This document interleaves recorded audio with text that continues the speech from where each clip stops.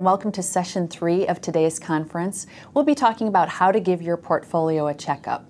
As in all of today's sessions, we welcome your questions. If you would like to submit one, please click the Ask a Question link to the right of your viewer. If you'd like to get a look at my slides and download my slides, we will be providing a link to download them, and that'll appear in the chat window below your viewer.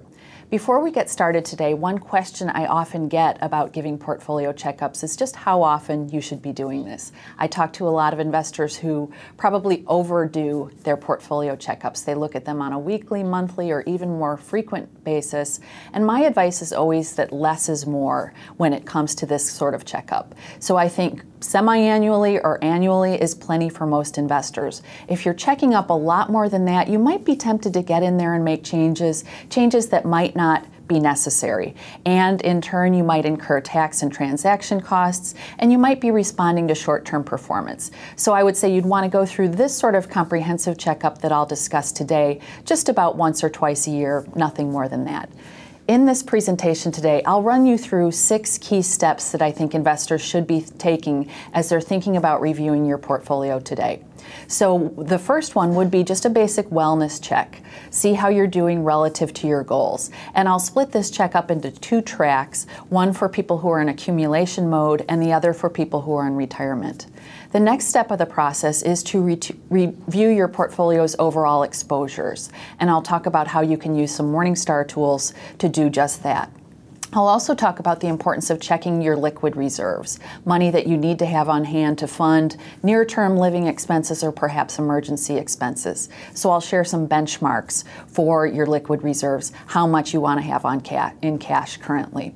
I'll then get into some quick rules of thumb for reviewing individual holdings, both mutual funds as well as stocks, and I'll share some things that I see as yellow or red flags that should jump out at you as you review individual holdings. I'll also talk about some potential risk factors that loom for investors today, particularly in the realm of income-producing securities. We've seen a lot of a lot of interest in that area, but I think that there are some risks that perhaps some investors are underestimating. We'll talk about how to look at some of those risk factors in your portfolio. And last step in this process is doing an audit of the overall costs you're paying to keep your portfolio up and running. So I'll talk about looking at your overall investment-related expenses in the portfolio, as well as your tax costs, and I'll discuss why I think that's so important. So let's get right into the first step. For people who are in accumulation mode, even before you get into your holdings and start digging around in your portfolio, first take a step back and review how you are progressing toward your goal. So assuming that you're saving for retirement, there are a couple of rules of thumb that I would share with you. One is simply a savings target that you should shoot for. And this one comes courtesy of the Vanguard Group. They typically recommend that investors try to steer 12 to 15% of their incomes to savings per year. If you look back on the amount that you've been able to save and invest over the past year and you come in way under that threshold, it's a good time to see if you can find a way to potentially steer more money into your investments in the year ahead. Another rule of thumb that you could use comes courtesy of my colleague David Blanchett, and this is for people who are getting very close to retirement. So they're still in accumulation mode, but they're kind of wondering, will we have enough?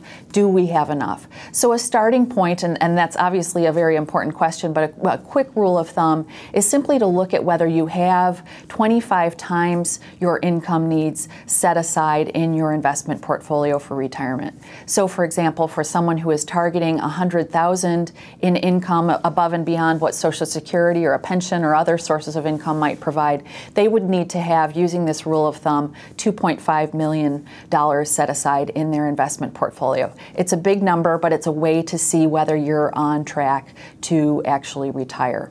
I would also recommend that investors spend some time looking at some of the calculators that are available on the web, and there are increasingly some very powerful tools for doing that.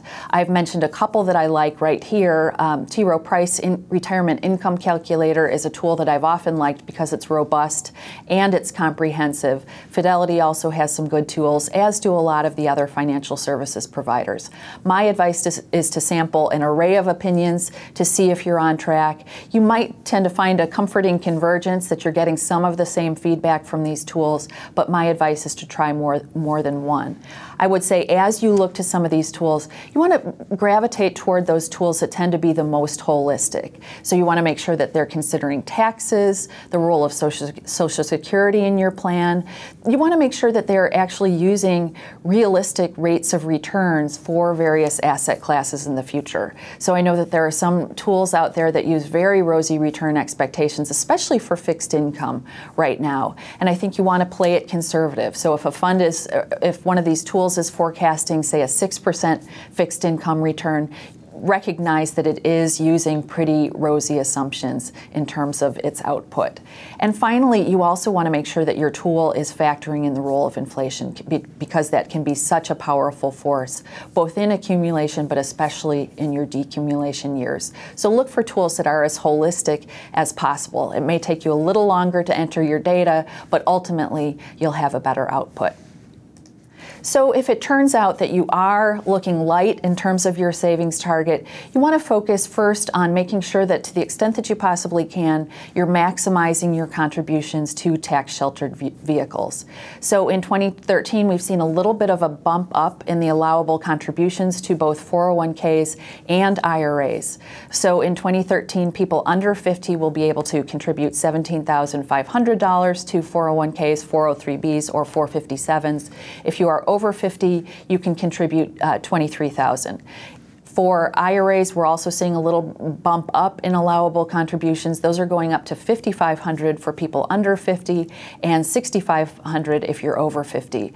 I would also note that we haven't yet hit April 15th, tax deadline day, so you still do have time to squeak in a contribution for the 2012 tax year. Just recognize that the limits were a little lower for 2012. They were $5,000 for people under 50 and $6,000 for people over 50. So if you are finding yourself light in terms of your overall retirement goal, plan to steer your contributions toward these tax-sheltered vehicles first before you consider investing in a taxable account. The process is a little bit different for retirees in terms of this overall wellness check idea. And I would say for retirees, they want to focus on one key metric, and that's their withdrawal rate. How much are they taking out of their portfolios currently? This is such a huge topic that I think we could devote a whole session to it.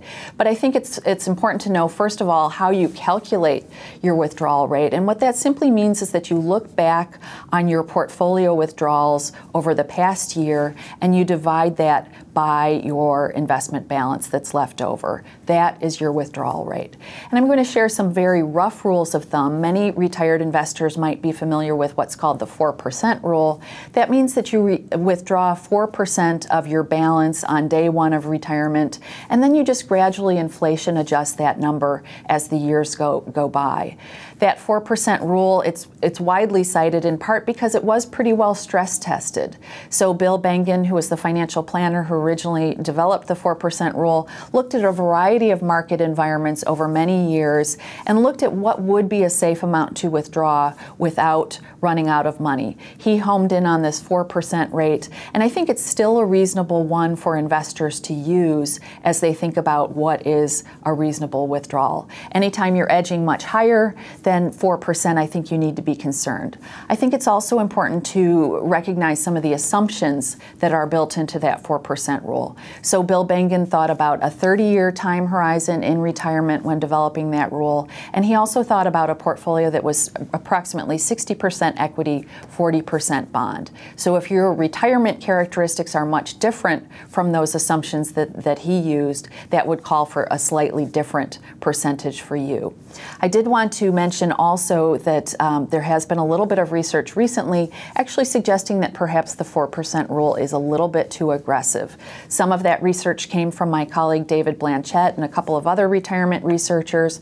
Basically what they were looking at was the fact that fixed income interest rates are so low currently. So the raw materials for robust returns during retirement simply aren't what they once were. So they suggested that actually a 3% rule of thumb is perhaps more in order. And I think that's particularly true for investors who are conservative or who have portfolios that are heavily skewed toward fixed income assets. In any case, I think that this withdrawal rate is well worth revisiting every year versus simply setting a target dollar amount and just blindly doing that inflation adjustment. I think it has kind of emerged as a best practice within the realm of portfolio withdrawals that you'd want to revisit that withdrawal rate annually and think not just about how your investments have performed, but also think about your age, because age has a role in this as well. So certainly if you are an older retiree, someone in their 80s, you could arguably take a higher withdrawal rate than someone who is a younger retiree with a much longer time horizon. So a lot to think about here, but mainly you want to focus on what your withdrawal rate has been and does it come into this realm of what we think are sustainable withdrawal rates. If you're seeing a rate much higher than 4%, that's a red flag and maybe a reason to look around and see if you can wring some cost savings out of your budget. So once you get through that wellness check, which I think is a really important part of the process, the next step is to dig into your portfolio itself. And for this, I would recommend one of Morningstar's tools. I think it's one of the best features on our site. It's our XRay tool. And you do have access to XRay if you have a portfolio in our Portfolio Manager tool. You can just click on the XRay tab within Portfolio Manager to get the XRay view of your portfolio. If you haven't entered a portfolio on the site, you'll need to use our Instant XRay tool, which you can find on the Tools tab of Morningstar.com. And you simply need to come equipped with your holdings names or their tickers, as well as the amount you have within each holding. So you need to find your most recent statements or go online and get your current balance. And so armed with that, you can enter your portfolio on Morningstar.com and then see the XRay. And here's a screenshot of a sample XRay portfolio. You can see kind of a data dump here. There's a lot going on. But you can see an asset allocation pie chart, so you can see how your portfolio shakes out among the major asset classes. You can also see an investment style depiction for both stocks and bonds. The functionality in the stock piece is a little bit more robust, so I'll focus my attention there more. You can see your sector weightings as well relative to the S&P 500, and below that, it got cut off in this screenshot, is the geographic distribution on your portfolio. But I would say as a starting point, focus your attention on that top part, on that top left-hand part, the asset allocation pie chart, because this will be the most important determinant of how your portfolio behaves. So you want to take a look at your asset allocation and see how it compares relative to your targets. And I know at this point a lot of investors say, hang on a minute, I don't have targets. And that's okay. Morningstar has what are called lifetime allocation indexes, which are time horizon based asset allocation programs that do vary by risk tolerance. So for example, if you're someone who plans to retire in 2035 and you've got a low risk tolerance, it'll show you approximately how much you should have in the major asset classes based on that information. So we do have an array of different asset allocation ranges. You can use these to benchmark your portfolio's asset allocation. And we'll be linking to a PDF in the chat window below your viewer to show you how you can see those asset allocation parameters. Another idea is to use a good target date fund as a proxy for what you're trying to achieve. So again, say you're trying to retire in 2035 and you want to look at what good funds that are geared toward people with the same time horizon look like, use a target date fund to do that. So a couple I would recommend. These are two of Morningstar's gold rated target date series, both the target date funds from T. Rowe Price and the ones from Vanguard, I think are good ways to benchmark your portfolio's asset allocation. A lot of research has gone into creating those portfolios target allocations, and you can kind of see some variation. So you'll see that T. Rowe's tend to be somewhat more aggressive. Vanguard's a little bit more middle of the road. But in any case, I think they both provide reasonable benchmarks if you're looking for what an appropriate target date fund would be for you and what an appropriate asset allocation would be for you. The next step in the process I want to talk a little bit about if you determine that your portfolio is extremely light or heavy on one asset class or another. And one common occurrence these days, even though we have had very strong equity market returns, is that people are finding that their portfolios are actually still light on stocks. Maybe they got defensive during the bear market and never quite got back in. And so now, 4 years later, they're kind of looking at the fact that stocks have enjoyed a fairly steady run-up over the past 4 years, and they're wondering what to do. This is a really common conundrum. And to people in this position, I would say, first of all, don't panic, because things aren't really as bad as you might think. When I look at the average price to fair value for all of the securities that Morningstar's equity analysts cover, you can see that it's trading right around 1.0, which means that the average stock is trading about in line with its fair value. That's not super encouraging, but nor should it be very, very discouraging either. So just keep that in mind, that even though it's maybe not the best time to invest, it's not a terrible time either. So use that as a starting point. Another thing you could think about is setting up a dollar cost averaging program to remedy the fact that your portfolio is light on equities. So you can plan to move the money into the market over a period of months, or if you're very light on equities, even over a period of a couple years. One point I would make too, even though I am a strong believer in rebalancing, which means adding back to those asset classes where you tend to be light, I think you want to be careful and not rebalance too often. So if you're seeing a divergence versus your target of maybe just a couple percentage points, probably there's no need to take action. I think you do want to take action if, for example, your equity weighting is, say, 5 percentage points or more less than your target. That's a place to get an action plan to increase your equity weighting. So in addition to thinking about dollar cost averaging, another strategy to keep in mind is just making sure that you have a good value-oriented manager working for you. So make sure that in your investment style exposure, which I'll cover in a second, that you do have good representation on that left-hand side of the style box. The beauty of having a value-oriented investment or two in your portfolio, or even more, is that you do have someone who is actively scouting for bargains as they put together the portfolio. So I think that that can be a good strategy in the current environment if you find out that you're light on stocks.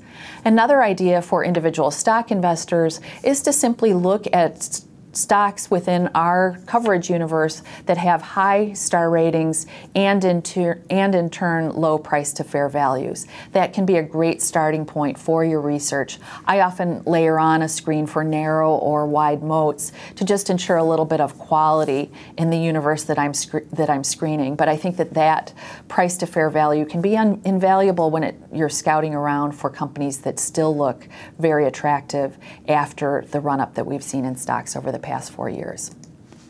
Probably an even more vexing conundrum for investors right now is people who run through the asset allocation review and find out that they're actually quite light on bonds relative to where they should be. And I think that this is the case for a lot of people who are approaching retirement. They're hearing a lot of the headlines about bonds and hearing why they should be worried about bonds, and yet their portfolios are pretty heavy on stocks and light on bonds. What should they do?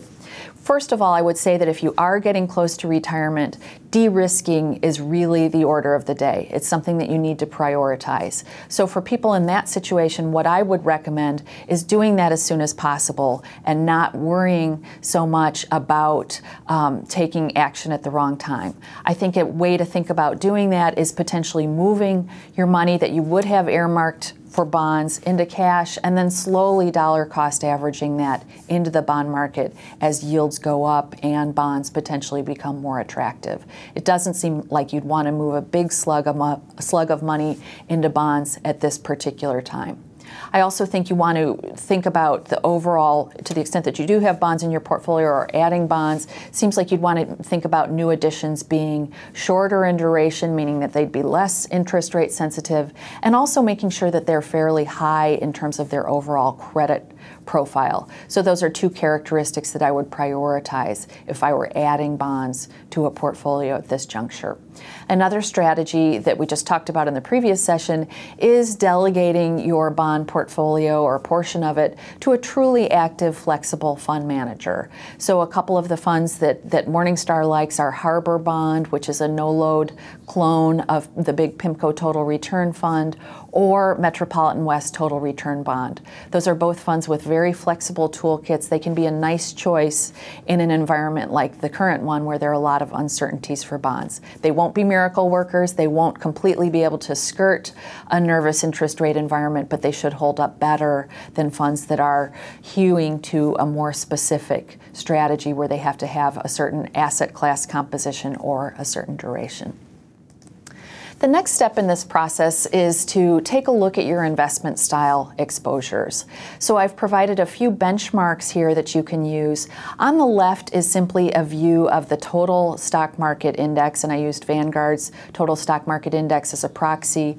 You can see its investment style exposure currently. So you can see that it has the lion's share of assets up in the large cap row, relatively less in mid caps, and less still in the small cap row. I think that this is instructive because it helps you see that the index actually hews heavily toward the largest cap names. If your portfolio is significantly underweight those large cap names, that may be by design. You may want it that way because historically small and mid cap names have had better, very long range returns than large caps, but you need to be aware of that style exposure. The same is true on the value to blend to growth spectrum. You want to be aware of any intended or unintended bets that you might be making. I know a lot of investors specifically do favor that value column of the style box, and that's fine, but if you have a bet there that you didn't know that you're making, it may be time to think about changing things around a little bit so you aren't making such a large bet on a given part of the style box.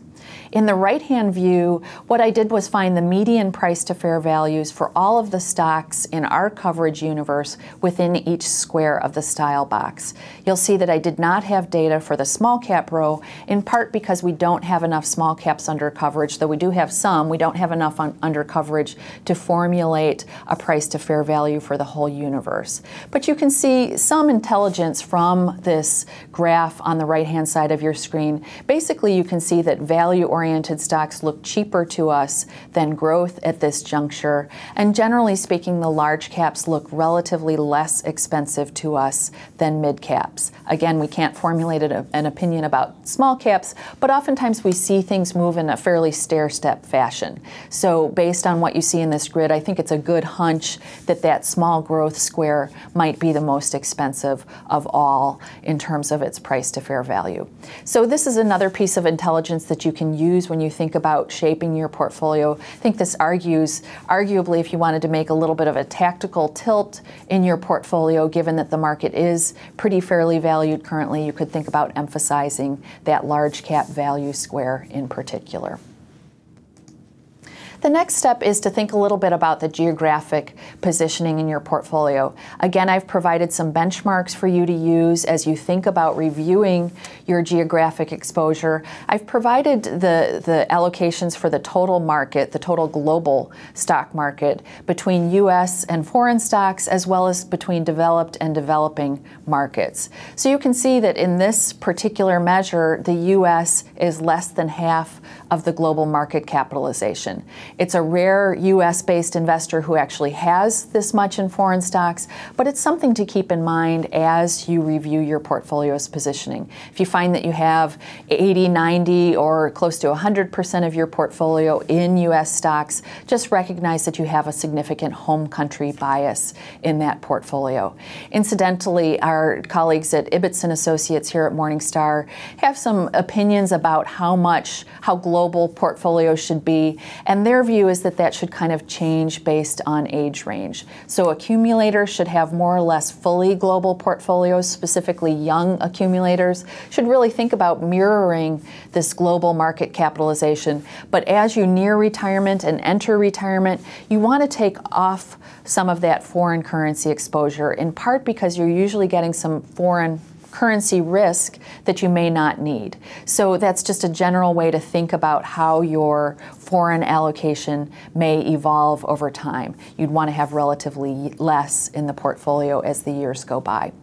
I also, as I noted, provided the developed versus developing allocations for the global market cap currently.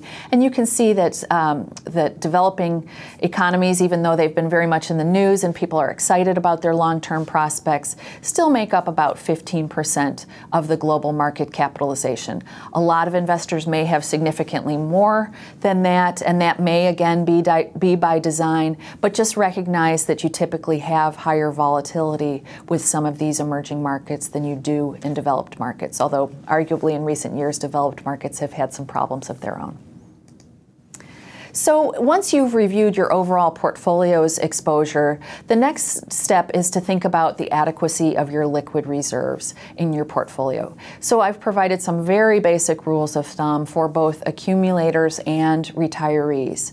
So people who are still working will want to think about having that 3 to 6 months worth of living expenses stashed away in highly liquid accounts. This is virtually dead money, so you have to make peace with that fact, but the idea is that this is money that will be stable and will be there if you need it. So I think that 3 to 6 months is a really good rule of thumb. And I think it's important to take a step back before you get too daunted by what that number might look like. We're not talking about the money that you're spending currently. We're talking about the money you could get by on in a pinch if you lost your job. So chances are, if you take a step back and think about what it would look like if you didn't have a house cleaner or didn't go out for lunch every day and strip back on some of those daily expenses, you might find a much smaller and more manageable and less daunting number.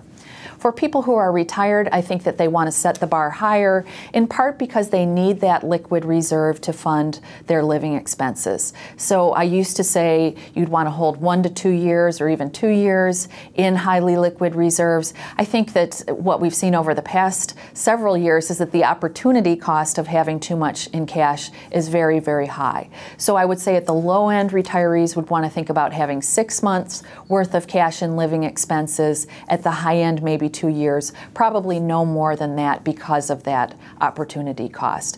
But the idea there is, and I've talked a lot about this in some of my bucketing articles that I've done for Morningstar.com, the idea is that you're preserving your liquidity, you're keeping assets at the ready to meet your living expenses, and if you're doing that, if you have that bucket number 1, you're able to tolerate some volatility with your bond investments as well as your equity investments.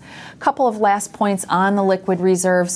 If you've gone through that X-ray process, you've probably seen some cash there. Some of that may truly be your cash holdings, your money market accounts, or whatever else you've put in there. Some of that cash may, in fact, be residual cash that your active fund managers hold. What you want to be careful about is not counting those managers' cash holdings toward your liquid reserves, because you can't trade in a fund and say, can you give me the cash piece of my investment back? You have to sell the whole thing. So any money that is residual cash in your funds should not count toward your liquid reserves. I would also not count any short-term bond holdings. Even though you might think of them as part of your liquid reserves, I'd probably want to keep them separate from your true cash holdings. So once you've gone through that liquidity check, the next step is to review your individual holdings. And this part of the process can be as complicated or as simple as you like. I do think that Morningstar analyst reports provide a great way for people to quickly skim what's going on with their holdings, both their individual companies that they might own as well as their mutual funds. It's a great way to conduct the due diligence process. But you can also do some of this work on your own.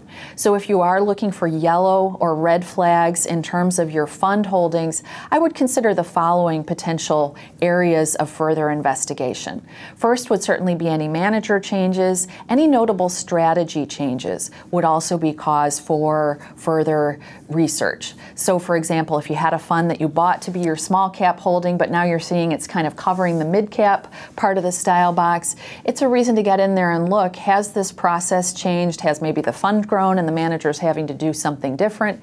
Ask some questions about what's going on with the strategy. You can also look at persistent underperformance. I always say that if you do own active funds in your portfolio, you really want to give them a pretty long leash. But say you've seen persistent underperformance versus an index or maybe a cheap index fund that you're using as a benchmark, that can be a red flag.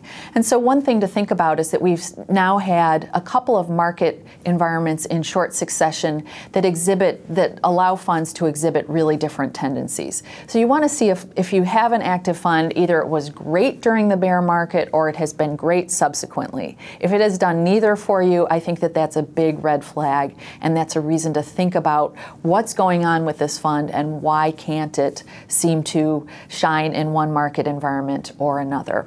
I think you also want to pay attention to the extent that you have funds to dramatically heavy individual sector or stock bets. Some investors might be perfectly comfortable with that. They might want their managers to invest in their best ideas regardless of how it affects the portfolio's overall positioning. But if you owned a fund because you thought it was low risk and now you see dramatically large bets on stocks or sectors or whatever else it might be, you want to consider that a potential risk factor and do a little bit more research. In terms of individual stock holdings, here again, I would urge you to focus on the price to fair value. I think that's a great guide to whether a company that you hold is potentially undervalued, fairly valued, or overvalued. You want to do a little bit of a checkup on that. And also, one of the key things I pay attention to is the overall trend in moat. So you want to think about whether, if you are seeing a disintegrating moat, think about why that might be, and think about, does that change your thesis on that particular fund. Now I'm just going to spend a little bit of time talking about troubleshooting potential risk factors in your portfolio. So I'll talk about a couple of specific areas. One is fixed income, where I think investors are rightly concerned about what the future holds, and yet we've seen a strong gravitational pull toward investors buying bonds. And then also I'd like to look a little bit at dividend payers, where potentially some investors are underestimating the risks of their holdings and underestimating the role of valuation when buying dividend payers. So first, just to highlight the fact that we've seen tremendous inflows into bond funds over the past several years. In 2012 alone, we saw more than 300 billion flow into various bond asset classes. Investors seem to be concerned, or maybe driving with the rearview mirror, concerned that they are going to incur 2008 style losses again. So they seem to be saying they'd rather have that safe, low but knowable return on bonds rather than risk losses in equities again. So this is worrisome to me, in part because we have tended to see investors mistime their purchases and sales historically. Again, this chart is a big data dump, but I urge you to get in and look at it a little bit.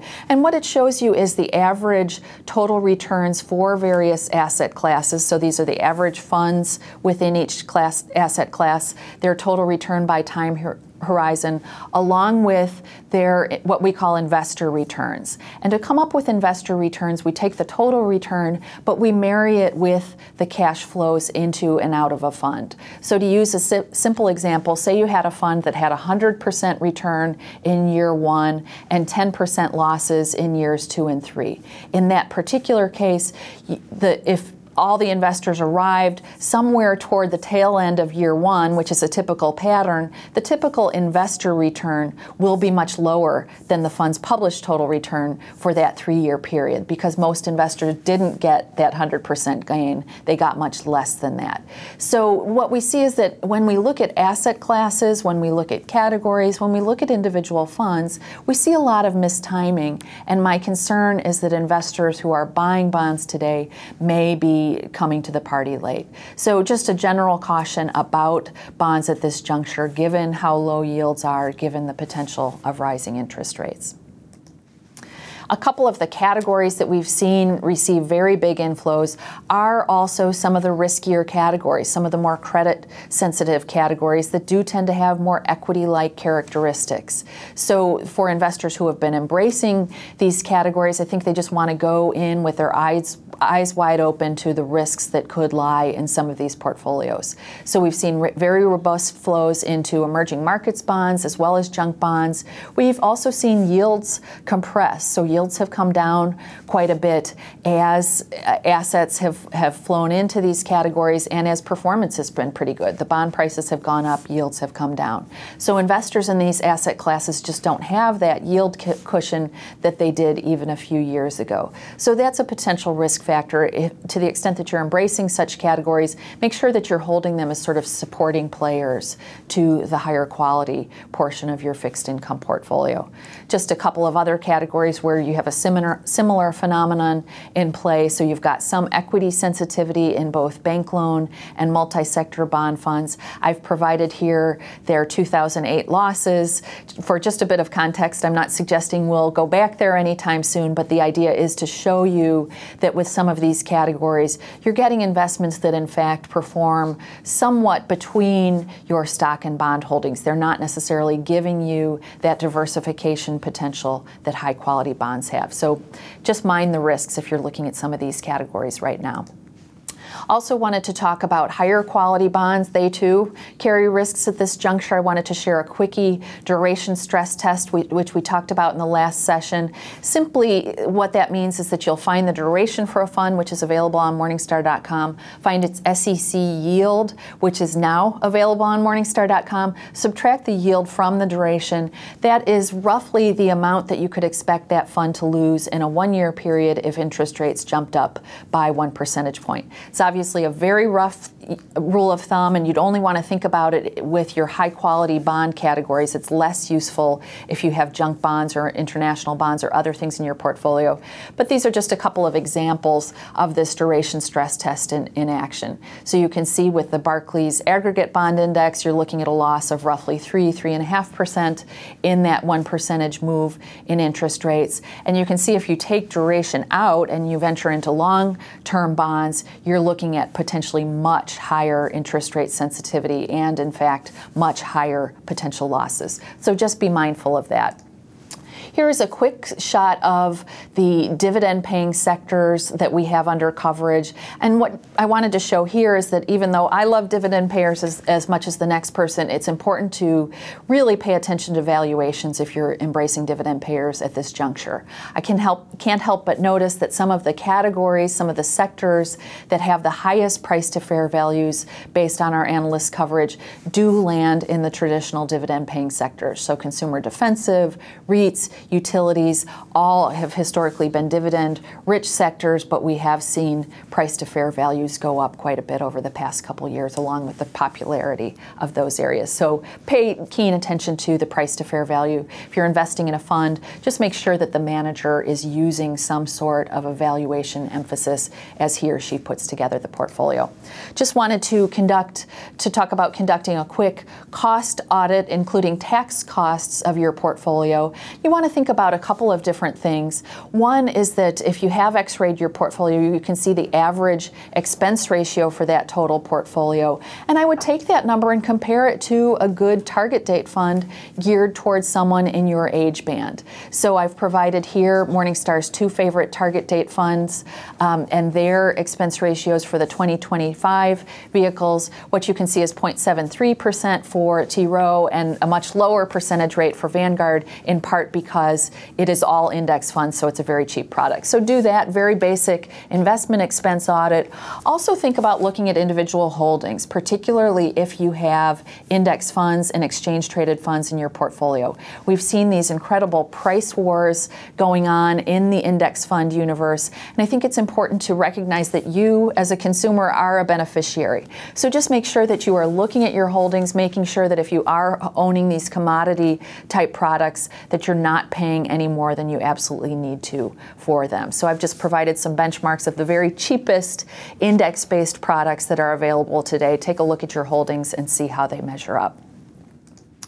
Wanted to spend just a couple of minutes here, and this is such an important topic and one that I talk a lot about on Morningstar.com, conducting a tax cost audit of your portfolio. And here again, I'll split it into 2 tracks. So if you are in accumulation mode, you want to make sure that you're adhering to a couple of best practices for portfolio management and in turn tax management.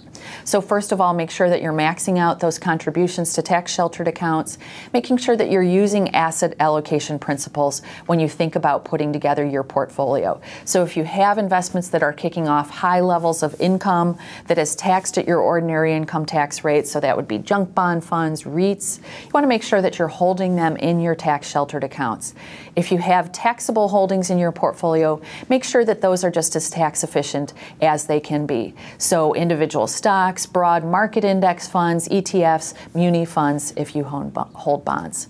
For people who are retired, one thing to think about is if you do have some earned income, think about contributing to a Roth IRA because you can get some money into that Roth category, thinking about using those same asset location principles, and also think about sequencing your withdrawals to reduce the tax drag on your investments. And finally, if you are retired, I think it can make a lot of sense to work with an accountant, not just at tax time, but throughout the year or perhaps earlier in the year, to help you strategize about which accounts to tap for your living expenses in order to create the lowest possible tax drag and to keep you into the lowest possible tax bracket. So I'm going to end it there. We've been through a ton of information, and I am going to entertain a couple of questions here. My colleague Jason Stipp has just showed up with a few questions from our users that we've received. Thanks, Christine. Thanks, that was Jason. A great presentation. We have a few questions that have come in from readers. We got a lot of questions before your presentation, a few questions that came in during your presentation, a couple of questions about the need to do housekeeping, to consolidate, find an optimal number of funds. So RMH asked, I have several 401ks. I want to consolidate and reinvest them before mandatory distributions. We also had Arnold R. say, my investments are spread over many accounts, such as 401ks, different brokers, and mutual funds. What's the best way to go about getting my arms around all of these funds and then streamlining, making it a little bit simpler? That's a great question, Jason, and you know I feel passionately about this, and I think it becomes particularly important when you are retired. And one thing we've talked a lot about with our Morningstar.com users is, how do you think, and you don't want to necessarily prematurely think about widower proofing the portfolio, but how would your spouse manage this pool of assets if he or she suddenly had to take it over for you? So I do think that streamlining the number of accounts can make a lot of sense.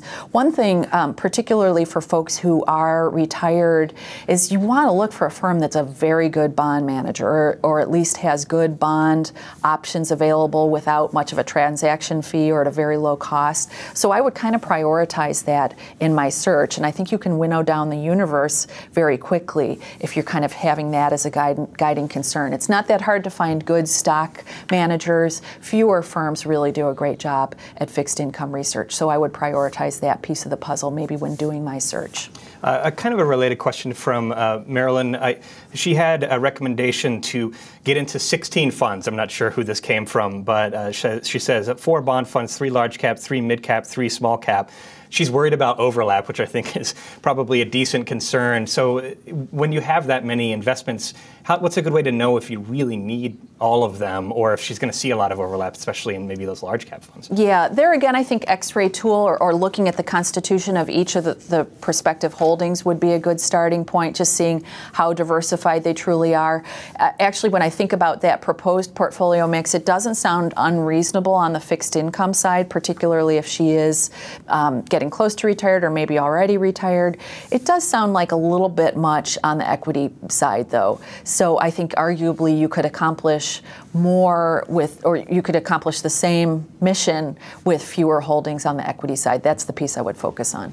We had a question about accounting for a pension. Art asked, my wife and I are fortunate to have a defined benefit pension in our retirement. How should that be counted as part of our portfolio mix? That's a great question. So the starting point for the retirement planning process is really to look at your certain sources of income that you'll be able to rely on in retirement. So for many of us, that'll be Social Security. Other folks, a shrinking segment, it'll be pension. And so from there, then think about your asset allocation for the remaining portfolio. But generally speaking, for people who do have significant pension assets that will be covering a lot of their income, that calls for having relatively less in fixed income, relatively more in equities, in part because more of their day-to-day living expenses are covered by that pension, so they don't need to batten down the hatches quite as much as people who will be drawing primarily from their portfolios. Christine, in your presentation, you talked about doing some analysis at the individual fund level. I'd just like to get a little more detail there. This is a concern from a reader. She says, every financial person says to try to leave my money in my funds, put my money in and forget about it. But 10 years later, I found that my funds aren't really further ahead than the initial investment. Can you explain what I should do in this situation? How does one know when to change funds? So a long period of maybe mediocre performance, does that mean I need to look for something better? Well, first of all, I think you need to make sure that you're not looking at returns in a vacuum. So if you have equity holdings, you want to be comparing them to the appropriate benchmark. And so make sure that you aren't setting unreasonable expectations for them. You actually want to see, well, did they outperform that much relative to a comparable peer group? Maybe if you get in there and see that, relative to the peer group, they haven't done that poorly. So I would just make sure that you're using the right benchmark when judging performance.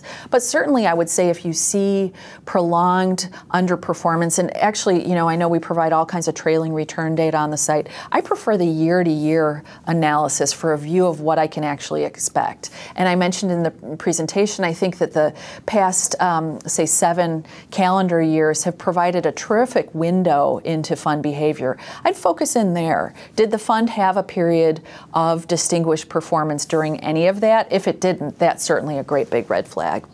William asked a question, and I think you've actually written about this. I would like to use Morningstar's Instant X-ray, but I don't have ticker symbols for all my investments. So these could be separate accounts. They could be the thrift savings plan I think a lot of government employees have. He's looking for a proxy. How do I identify a similar publicly traded fund that they can put in there and get a sense of that X-ray then? It's a great question, Jason. And there are some of these private label funds that do pop up in 401k plans. So you need to do a little bit of homework about what is in the fund. A lot of separately managed accounts are, in fact, index funds, so it might be easy to find a proxy in the retail investment space, something that is tracking exactly the same index. So that's an easy one. It gets a little trickier if it's an active product of some kind. There again, I think you need to do your homework. See if you can find a fund manager name. So for example, it might be GE Stock Fund, just throwing that out. I don't know that a specific investment manager runs that, but see if you can find whether that manager runs a similarly oriented product in the retail space. So you have to do a little bit more homework, but one thing I would note, Jason, is that people shouldn't rule out these non-name brand funds. Oftentimes they can be very low cost, so it's worth taking a look rather than just automatically going to the big name funds that you recognize. Near the end of your presentation, Christine, you spoke a bit about some of the tax issues that investors should have keep in mind. We have a question from Ashish, says, what is the appropriate place to hold bond funds, taxable accounts or tax deferred? And also asks about other types of funds, including munis and some other funds. When you're thinking about where to locate these assets, what should you be looking at when you do your portfolio review? It's such an important question. Usually you'd want to have bonds or anything that's kicking off ordinary income in your tax-sheltered accounts, and then save your taxable accounts for things that tend to have more tax-efficient characteristics. I had an interesting conversation with financial planner Michael Kitsis recently, though, and his argument was yields on bonds are so low right now, it doesn't matter that much. But I think you need to position your portfolio for what could lie ahead, and I think those traditional asset location principles will still make sense, because I think we will see yields trend up in the future, and it will be important to have that stuff stashed within your tax-sheltered accounts. We had another question you mentioned about dollar cost averaging. So we have a lot of folks that may be out of the market or want to get back into the market, but how to execute that? So over what kind of time period should I wait and put that money in? Any thoughts about the tactical aspect of the dollar cost averaging approach? I would say that the time horizon for dollar cost averaging probably depends on how out of sync with your target you are. So if you're dramatically underweight a category that you need to get into, say you're 20 percentage points light on bonds, I would execute that over a period of years rather than months, because that is such a big underweight. And I do think that for people who encounter that situation and they are getting ready to retire and they're bond light, I think a better strategy rather than moving the money directly into bonds might be actually to de-risk right away, get that money into cash, and then employ the dollar cost averaging strategy. One last question for you, Christine, before we're out of time. I think you will speak about some of these issues this afternoon during your income panel, but I just wanted to get a little preview out there because we got a couple of questions about withdrawal rates, specifically the 4% withdrawal rule, and readers asking about the level of returns right now seeming to be lowered. What does that mean about the 4% rule? Is it as reliable? So I'm assuming someone maybe has been using this, checking in on their portfolio and wondering, should I still stick with this kind of a rule? Yeah, and I referenced in the presentation that there has been some recent research from our colleague David Blanchett and a few other researchers actually suggesting a 3% rule is a safer rule. And I think that this has obviously set off huge alarm bells among retired investors who were taking a higher percentage. I think it pays to step back and think about, A, your time horizon. So a lot of research points to people who are older and further along in their retirement careers being able to take higher withdrawal rates, and people who have very long anticipated retirements want to take much lower withdrawal rates. So time horizon is in the mix. Also asset allocation. So I mentioned that the benchmark assumption for that 4% rule is a 60% equity, 40% bond portfolio. If you have a portfolio that's 30% equity, 70% bond, by all means, you'd want to be thinking about a more conservative withdrawal rate. And I also think, Jason, this is an area that is so important that it's a great place for people to get financial guidance. I firmly believe that a lot of investors can create their own plans, but I think they might periodically at least need checkpoints along the way. Get some comfort from a professional financial planner who maybe works on an hourly or per project basis, just to provide you some peace of mind that your withdrawal rate isn't too high. Christine, some great insights, great presentation. Thanks for joining me today. Thank you, Jason.